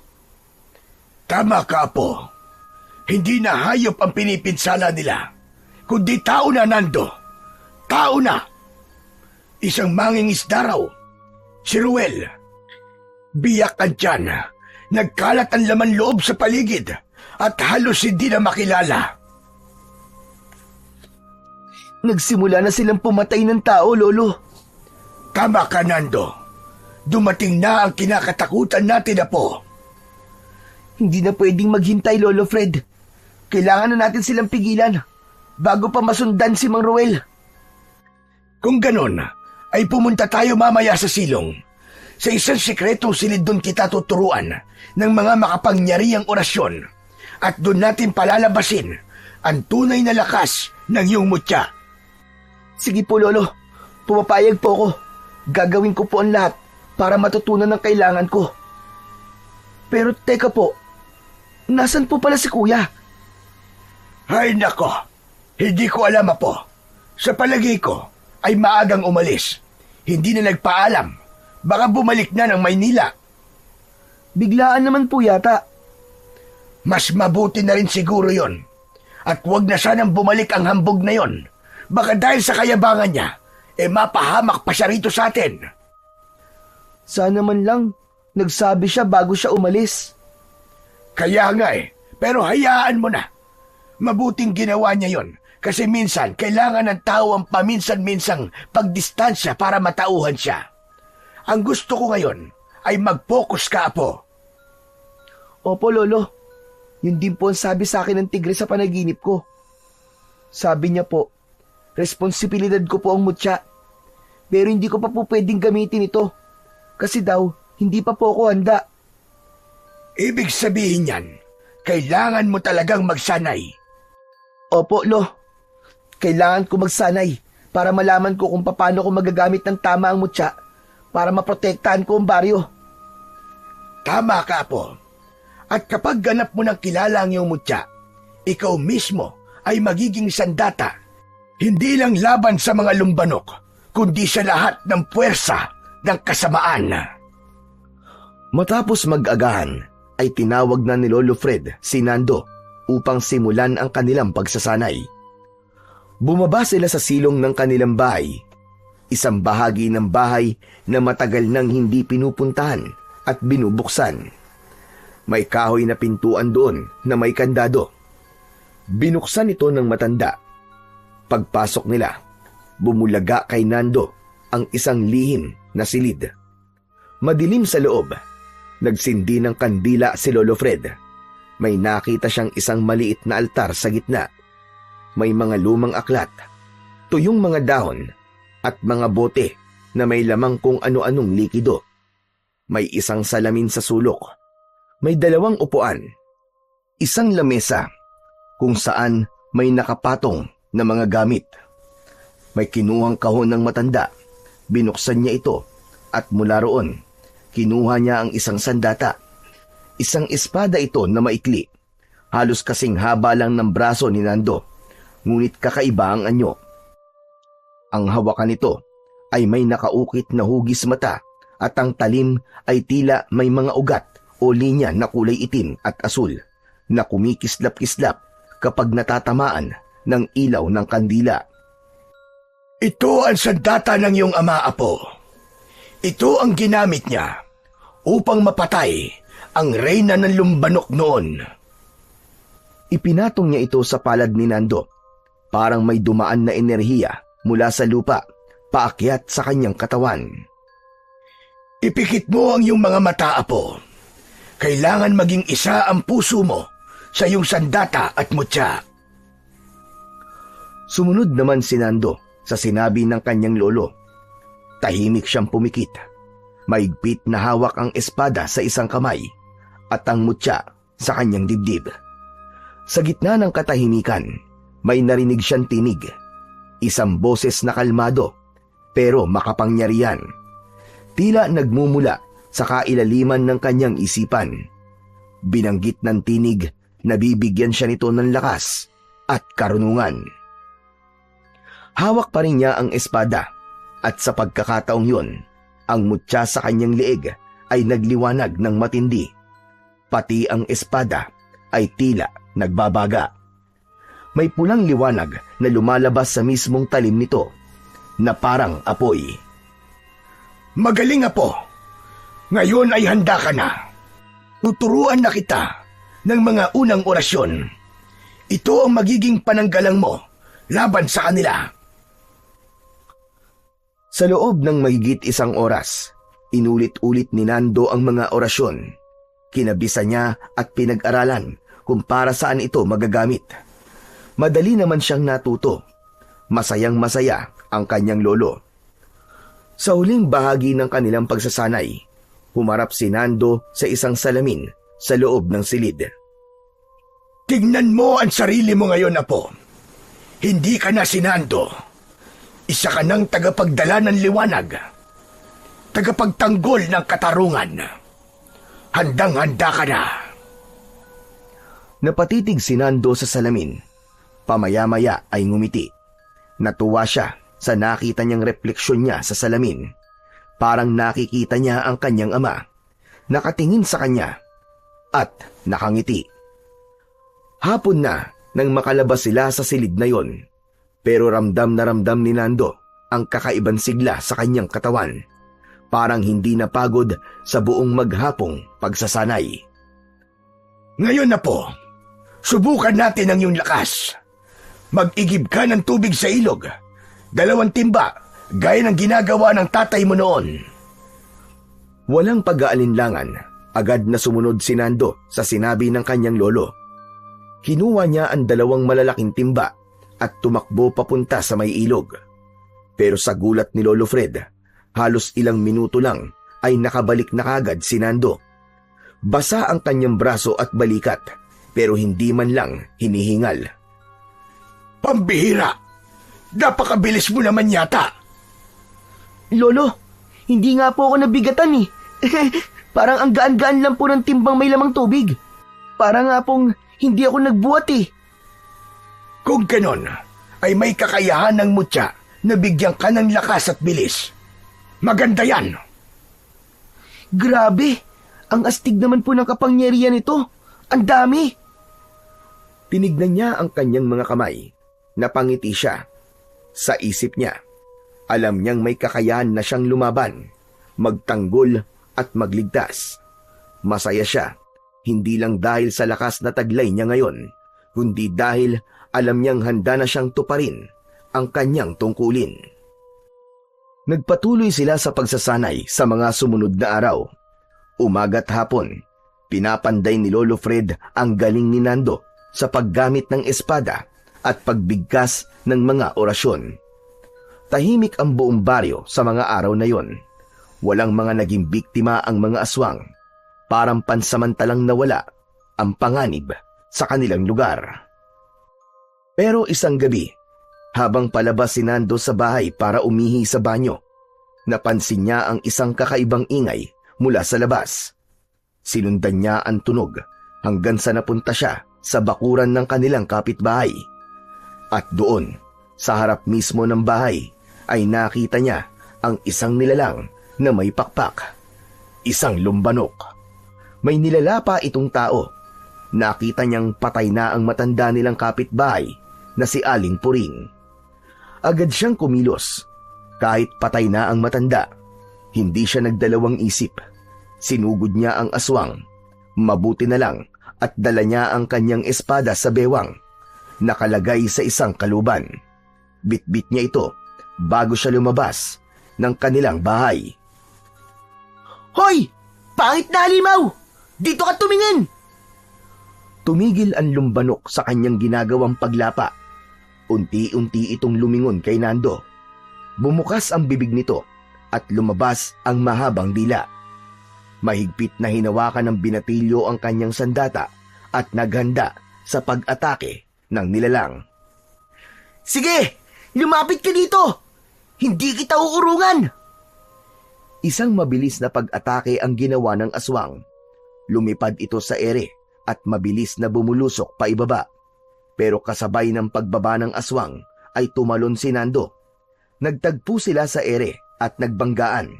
Agad na tumama sa matigas na balat ng aswang ang espada ni Nando. Nasugatan ng aswang pero daplis lang. Mabilis ito at mailap. Ngunit sa bawat galaw nito, hindi nagpapaiwan si Nando. Ang kanyang mga paa ay parang hindi na rin ordinaryo. Nakakatalon siya ng mataas at nakakagalaw ng mabilis. Maya-maya ay narinig niya ang boses ng kanyang lolo. Nando! Huwag mong kalimutan ang orasyon na itinuro ko sa'yo! Narinig ito ni Nando, kaya't habang umiilag siya sa matutulis na kuko ng halimaw, agad siyang bumulong ng isa sa mga dasal na itinuro ni Lolo Fred. Pagkatapos ng huling kataga, nagliwanag ang kanyang espada. Ang talim nito ay tila nag-apoy. Sumugod ang aswang. Sinalubong ito ni Nando ng isang padayagonal na hiwa mula sa balikat pababa. Umili ang aswang, isang matinis at nakakabinging sigaw. Pus ka na ngayong hayop ka! Hindi ka na makakapalakit pa! Ah! Sa huling pagsugod, tumalon si Nando pataas sa ere. Pinintirya niya ang puso ng nilalang sa mismong pagbagsak niya. Isinaksak niya ang espada sa dibdib ng lumbanok. Nag-aapoy ang talim ng espada, kasabay ng pagliwanag ng kanyang mutya. Nagsimulang masunog ang katawan ng halimaw. Tapos na ang laban. Hingal na hingal si Nando.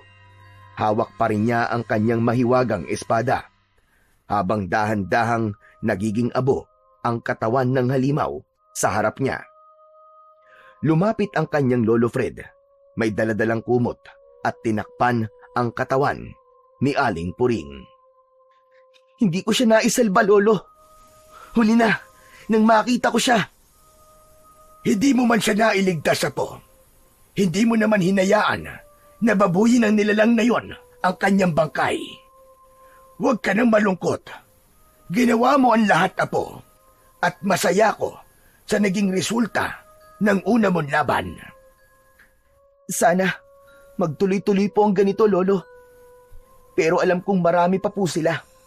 At kailangan nating malaman kung sino po ang lumilikha sa kanila. Para tuluyan na nating matigil ang bangungot na ito. Tumango si Lolo Fred, sabay tapik sa balikat ng apo. Hindi na siya nagsalita, pero sapat na yon para maramdaman niyang ipinagmamalaki siya ng kanyang lolo. Pagkatapos, tahimik na napatingala si Nando sa langit. Maliwanag ang buwan, malaki, bilog na bilog, at tila nakatingin sa kanya. Ilang sandali ang lumipas.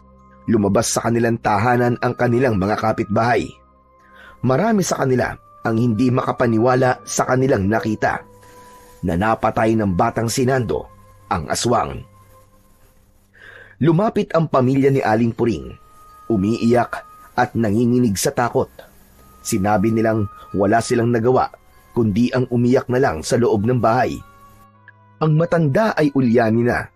Hindi nila namalayan na lumabas ito ng bahay. Wala silang nagawa, lalo na nang makita nilang nilalapa na ito ng aswang dahil halos lahat sila sa bahay ay puro bata at babae.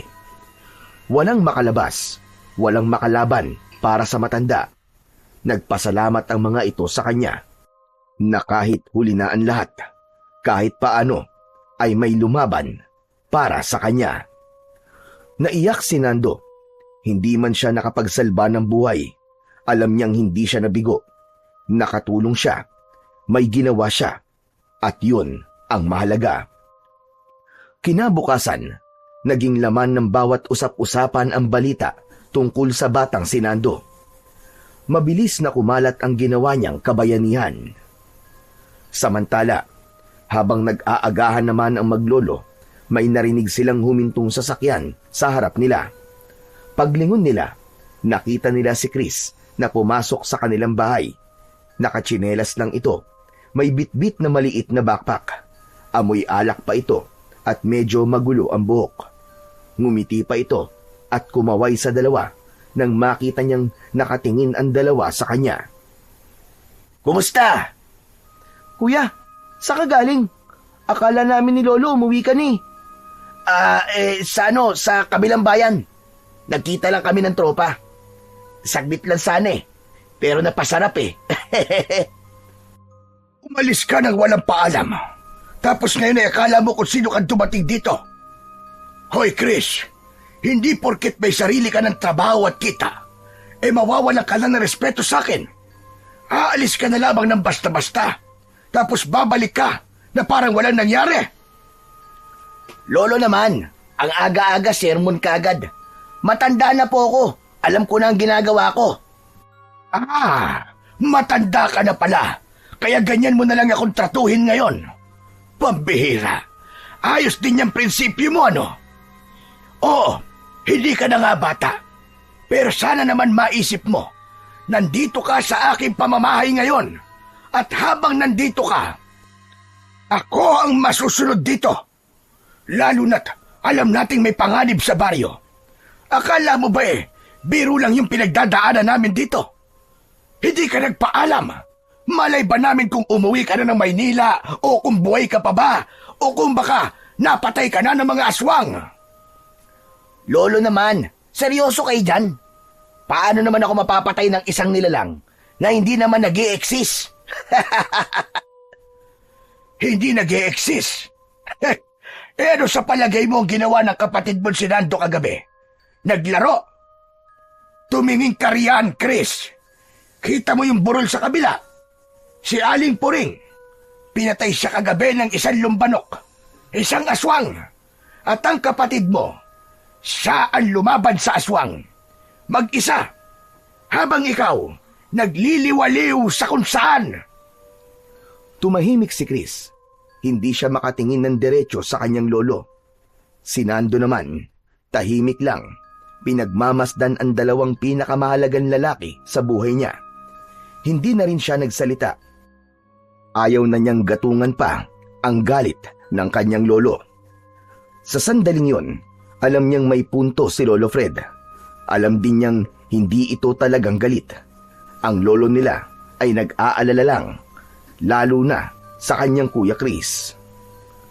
Pagkatapos kumain, tahimik lang si Lolo Fred habang naguhugas ng kamay. Pagkatapos ay nagsuot ito ng lumang jacket at kinuha ang kanyang baston. Binuksan nito ang pinto at lumabas. Lalabas lang muna ako. Magpapalamig ng ulo. Huwag kayong mag-alala. Hindi naman ako lalayo. Isinara nito ang pinto at dahan-dahang naglakad paalis. Tahimik sa loob ng bahay. Nasa mesa pa si Nando at si Chris. Ilang sandali ang lumipas. Si Nando na ang unang nagsalita. Kuya, bakit ba palagi kayo nag-aaway ni Lolo? Hindi agad nakasagot si Chris. Tila nag-isip muna at saka umirap ng bahagya bago napabuntong hininga. Hindi mo maiintindihan, Nando. Bakit hindi mo subukan, kuya? Napatingin si Chris sa kapatid. Nakita niya ang sinseridad sa mga mata nito. Walang panghusga. Walang galit. Muli, napabuntong hininga siya bago muling nagsalita. Simula pa nung bata pa tayo, pakiramdam ko, lagi may pader sa pagitan namin ni Lolo. Ikaw na lamang ang laging bida sa kanya. Ikaw ang palaging pinupuri. Ikaw ang pinagmamalaki. Samantalang ako, parang wala lang.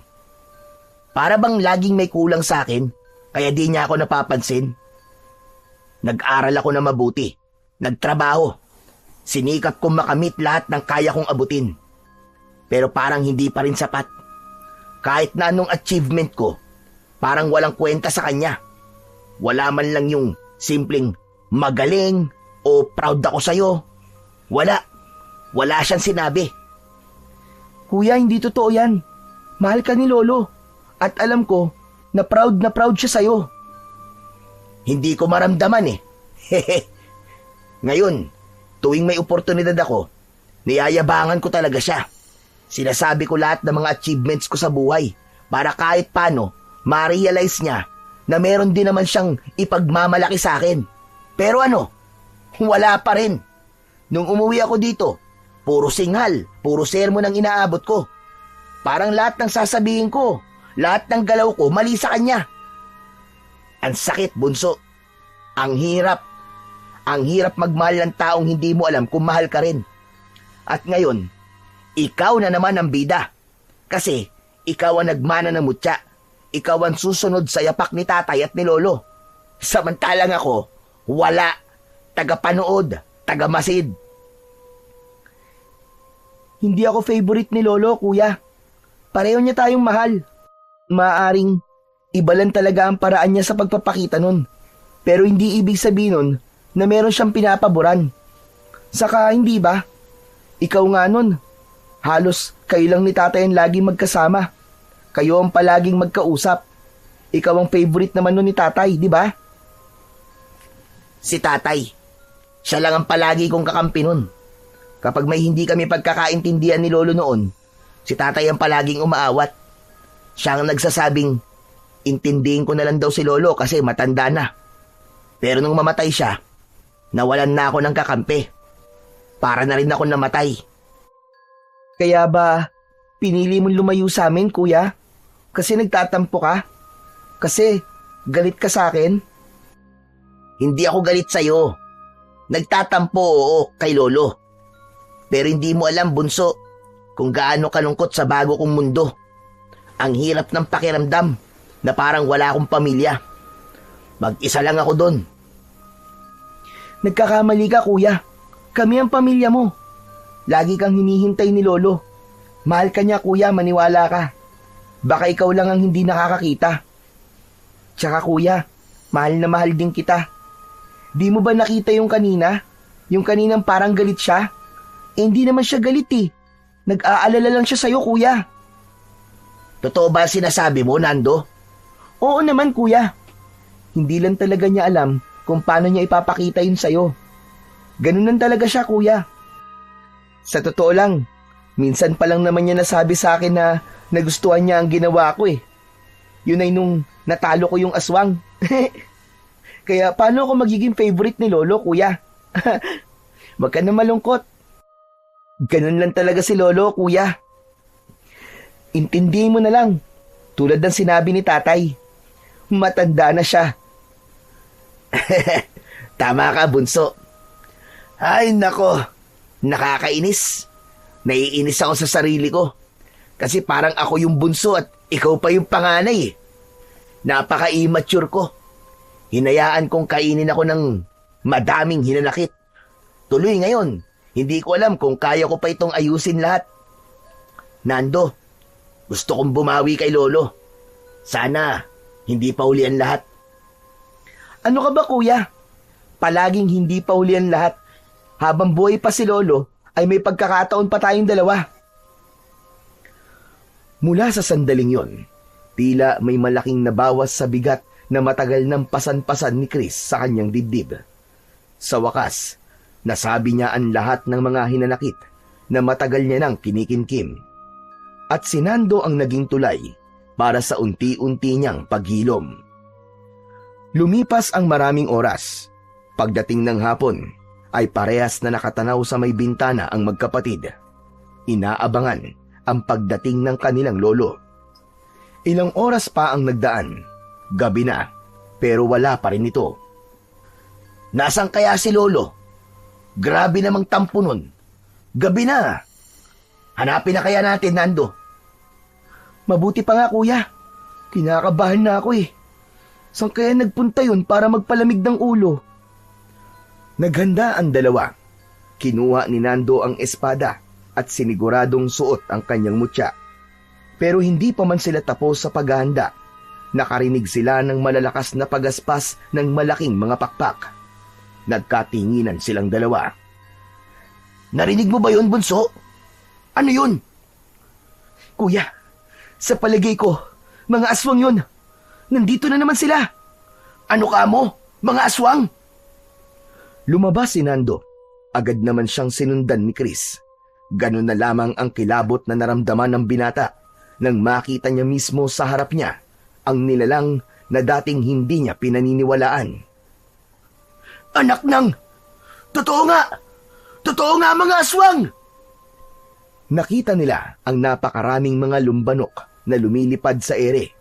Pamaya-maya, may isang bagay silang binitiwan at nilaglag. Nang pulutin ito ni Nando, nakita niyang ito ang suot na jacket ng kanyang lolo nung umaga. Nagkatinginan silang dalawa, parehong may takot at kaba sa kanilang mga mata. Hindi maaari! Ang lolo! Ang lolo nasa panganib! Anong gagawin natin? May nakapaloob na sulat sa damit. Agad itong binuklat ng binatilyo at binasa. Ibigay mo sa akin ang mutya, kapalit ng buhay ng lolo mo. Natigilan si Nando. Nalito. Hindi siya makapag-isip kung ano ang dapat niyang gawin sa mga oras na yon. Kuya, anong gagawin natin? Ibibigay ko ba ang mutya para mailigtas si lolo? Pero paano ang baryo? Sigurado mapapahamak ang mga tao laban sa mga aswang. Kung ako si lolo, alam ko kung anong pipiliin niya. Ano, kuya? Ang tungkulin, Nando. Ang tungkulin mo, bago ang sarili. Palagi niyang sinasabi yun, di ba? Sa tingin mo ba, gugustuhin niyang mailigtas natin siya kapalit ng buhay ng mas nakararami? Hindi, pero...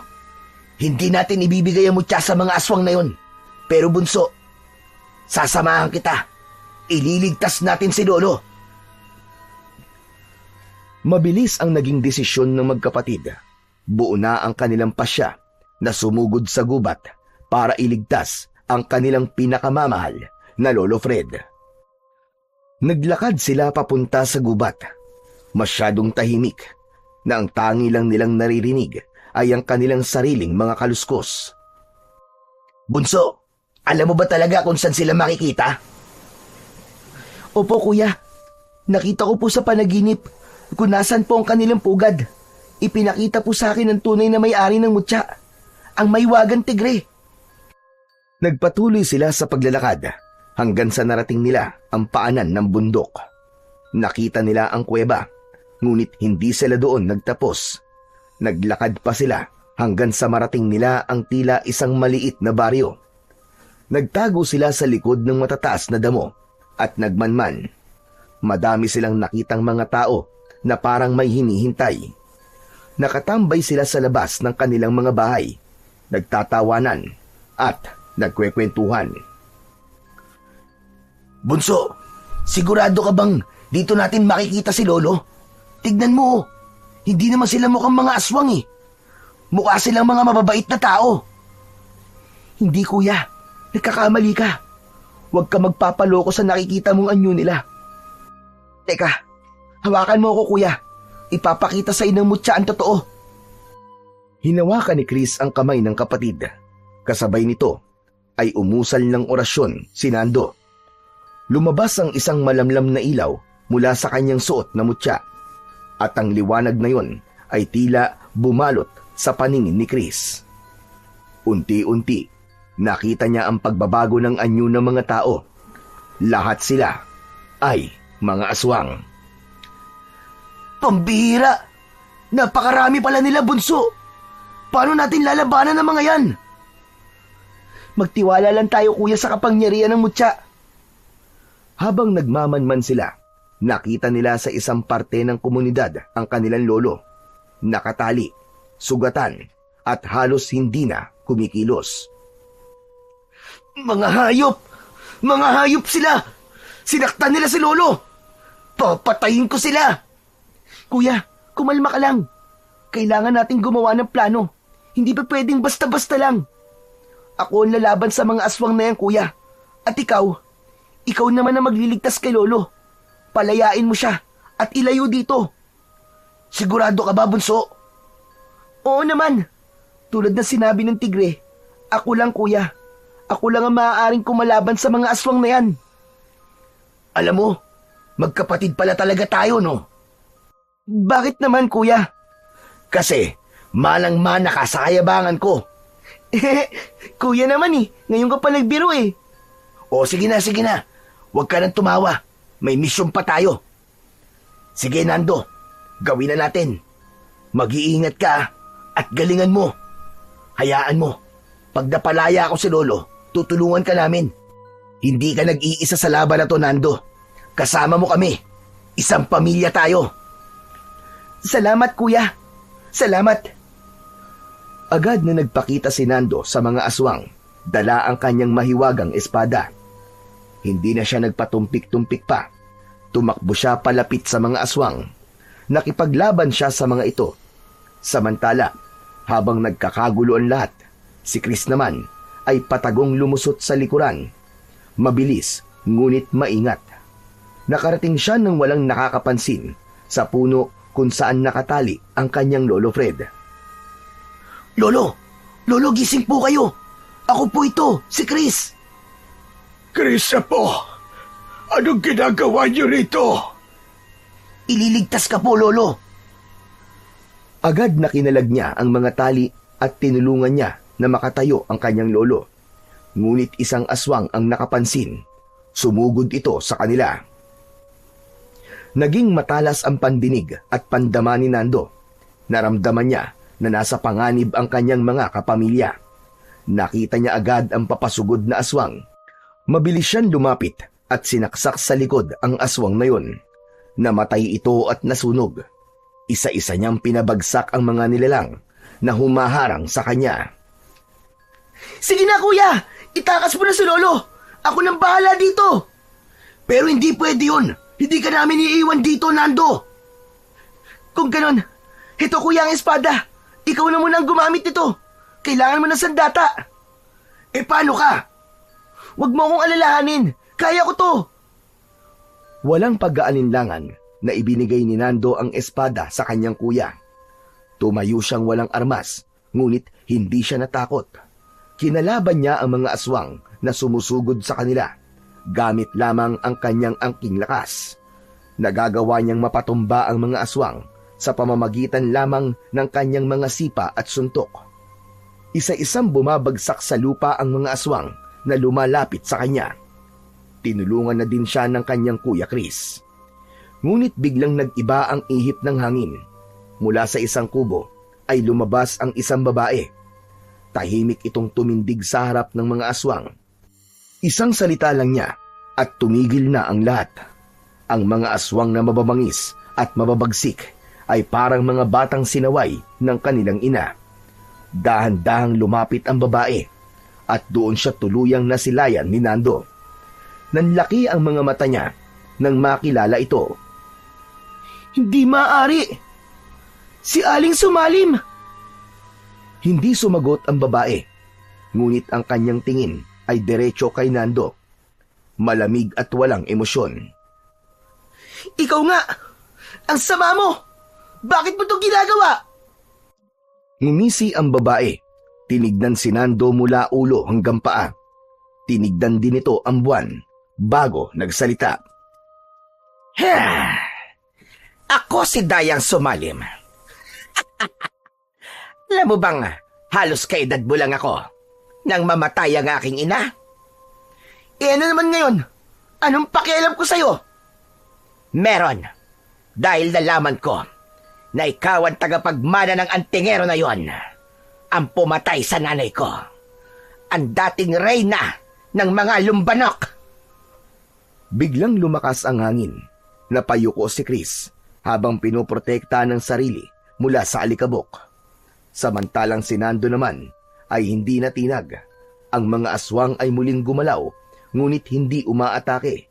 Tila naghihintay ng utos mula sa kanilang reyna. Nagbalik ako dito sa baryo para maghiganti. Hindi lang sa pamilya mo, kundi sa lahat. Sasakupin ko ang baryo nyo. Dadanak ang dugo. Wala akong ititirang buhay. Hindi mo magagawa yan dahil pipigilan kita. Ano? Pipigilan mo ko?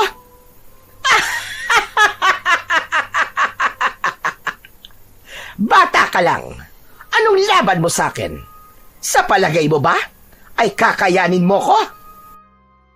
Biglang umusal ng dasal ang babae. Napalingon si Nando.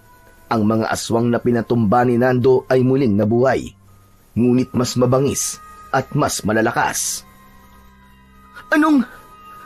Paano nangyari yon? Nabuhay silang lahat. Sayang ang lahat ng pagod mo. Kaya huwag ka nang lumaban. Alam mo bang mamayang eklipse ay kami na ang magiging pinakamalakas na nilalang? Kaya ibigay mo na lang sa akin ang mutya. Kapalit ng buhay niyong tatlo. Papalayain ko kayo. Apo! Huwag! Huwag mong paniniwalaan ang aswang na yan! Tumigil ka, tanda! Sige! Kung ayaw nyo, huwag nyo. Dahil alam ko, makukuha ko din yan sa inyo mamaya. Dahil papatayin ko kayong lahat! Tumingala sa itaas si Nando at nakita niya ang bilog na bilog at maliwanag na buwan. Ngunit pagkaraan lamang ng ilang sandali, isang anino ang tila gumapang at dahan-dahan itong tinakluban ang buwan. Nangyayari na ang eklipse. Ang dating maliwanag na gabi ay naging kulay abo. Pagkatapos ay naging maladugo hanggang sa tuluyang naging halos itim na ang langit. Bagamat madilim, ay kitang-kita pa rin ni Nando ang nangyayari sa kanyang paligid. Ang reyna, unti-unting nagbago ng kanyang anyo. Lalong lumakas at naging isang dambuhalang ibon. Nanlambot si Nando nang makita ang nangyayari. Tila nawalan ito ng pag-asa. Pero ilang saglit lang, ang mutya sa kanyang leeg ay lumutang sa ere. Ang kuko at pangil ay nagdikit at naging isa. Mula sa loob ng mutya ay lumitaw ang espiritu ng tigre, ang parehong nilalang sa panaginip ni Nando. Sa isang iglap, sumanib ito sa kanyang katawan. Nagliyab ang kanyang mga mata, tumalim ang kanyang ngipin, at ang kanyang mga kamay ay nagkaroon ng matutulis na kuko. Naging isa siyang tila dambuhalang tigre sa paningin ng mga aswang. Humarap ito sa dambuhalang ibon na si Dayang Sumalim. Itinaas ng aswang ang kanyang mga kamay at sumigaw ng napakalakas. Inutusan niya ang kanyang mga alagad na sumugod at patayin ang lahat ng mga tao. Agad na nagsiliparan ang lahat ng mga aswang papunta sa baryo. Ilang sandali pa ay narinig na ang malalakas na tahulan at alulong ng mga aso. Naririnig ng malinaw ni Nando ang mga iyakan at malalakas na hiyaw ng taong bayan. Itigil mo yan, hayop ka! Tigilan mo ang mga tao! Wala silang kasalanan sa'yo! Wala ka nang magagawa, bata! Hindi mo ko kaya! Sinugod ni Nando ang reyna ng mga aswang. Parehas na dambuhalang nilalang ang nasa harapan ng lahat. Naglalaban, lupa laban sa ere, apoy sa dilim. Nagpatuloy ang laban, isang mabagsik na salpukan ang naganap at agad na sumiklab.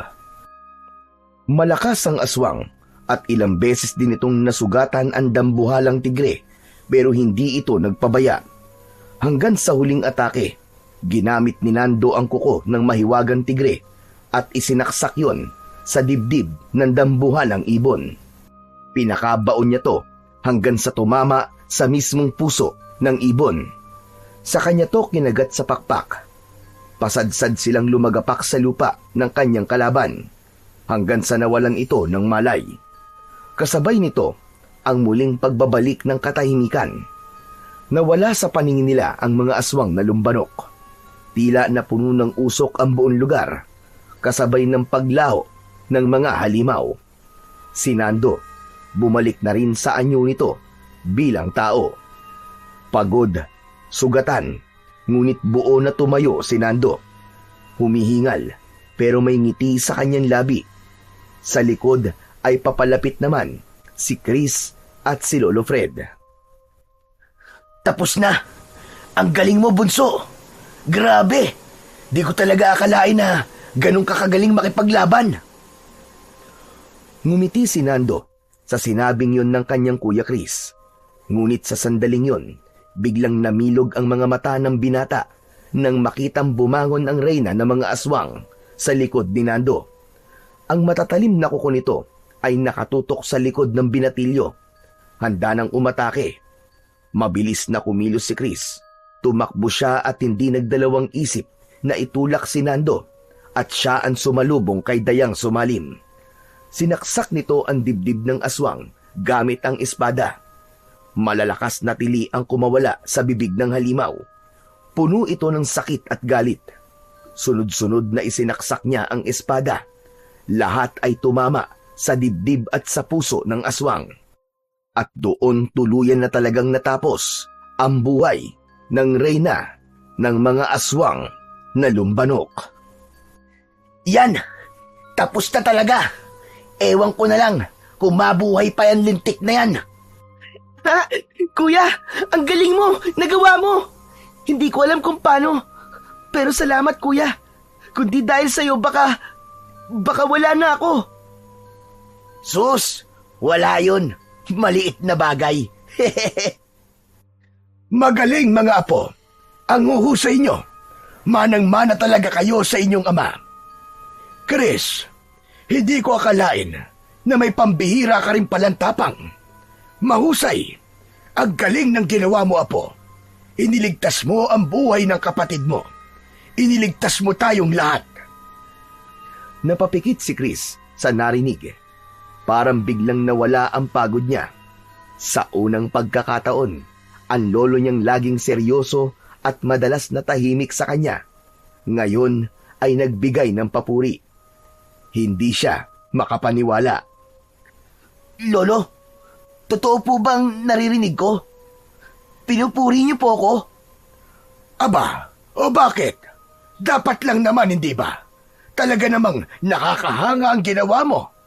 Ang ginawa niyong magkapatid. Napaluha si Chris. Agad siyang lumapit sa matandang lalaki at niyakap ito ng mahigpit. Lolo, salamat po. Ngayon lang po ako nakarinig ng ganito sa inyo. Mahal na mahal ko po kayo, Lolo. Mahal na mahal din kita, Apo. Sa tabi nila ay nakangiti si Nando habang pinagmamasdan ang dalawa. Masaya siya na nagkabati na sina Chris at Lolo Fred. Isang bagay na matagal niya nang pinapangarap. Sa wakas, naramdaman niya na buo na ulit ang kanilang pamilya. Makalipas ang ilang araw, mula sa tagpong yun, unti-unting bumalik sa normal ang katahimikan sa baryo. Isang pista ang inihanda ng buong baryo bilang pasasalamat sa kaligtasang natamo nila. Nagtayo sila ng isang entablado kung saan pinarangalan nila ang magkapatid dahil sa kanilang kabayanihan at pagliligtas sa buong baryo. Labis na ipinagmamalaki ni Lolo Fred ang kanyang mga apo. Masayang masaya siya habang nakikitang pinapalakpakan ng mga tao sina Chris at Nando. At sa gabi, isang simpleng salo-salo ang naganap. Naging masaya ang lahat. Busog na busog sa napakaraming pagkain. Sa gitna ng kasiyahan, magkatabing nakaupo sina Chris at Nando. Nakatingala parehas sa langit. Ang tahimik na ulit ng gabi. Sana, ganito na lang palagi. Oo nga, kuya. Pero kung sakaling may dumating ulit na panganib, alam na natin ang gagawin natin. Sa bagay, tama ka. Saka, basta magkasama tayo, kakayanin natin kahit na anong pagsubok. Nagkatinginan sila at sabay na tumawa. Sa ilalim ng mga bituin, habang ang hangin ay dumarampi sa kanilang mga pisngi, ramdam na ramdam nila ang bagong simula. Isang buhay na mas tahimik at mas masaya, higit pa sa dati. At ang baryo, wala na silang dapat ipag-alala dahil palaging nakahanda ang mga protektor at tagabantay nila laban sa mga masasama.